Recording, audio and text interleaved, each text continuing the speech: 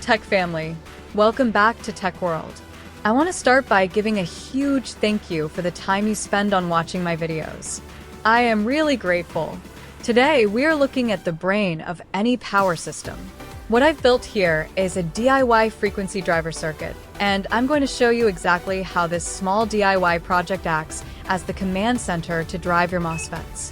While the MOSFETs and transformers in an inverter handle the heavy lifting, this circuit is the controller that dictates the timing and safety of that power conversion.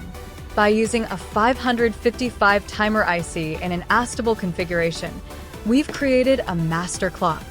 As I adjust the potentiometer used in this project, I'm manually altering the RC time constant, which allows us to sweep our output frequency from a standard pulse all the way up to 90 Hz.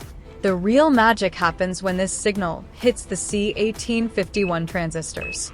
In a project like this, you can't connect a 555 timer directly to a large power MOSFET because the IC lacks the current needed to flip those internal gates quickly.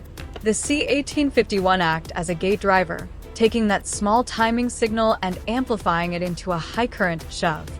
This ensures your MOSFETs switch on and off instantly, preventing the heat buildup that usually destroys DIY inverters.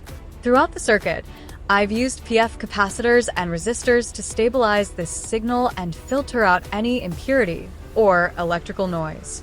This precision is what allows you to tune your driver to exactly 50 Hz or 60 Hz to match your local requirements, or even experiment with higher ranges for specialized projects.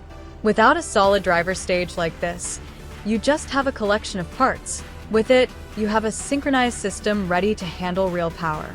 It's a pleasure having you. Please support me by hitting that like button, subscribe, and leave a comment below.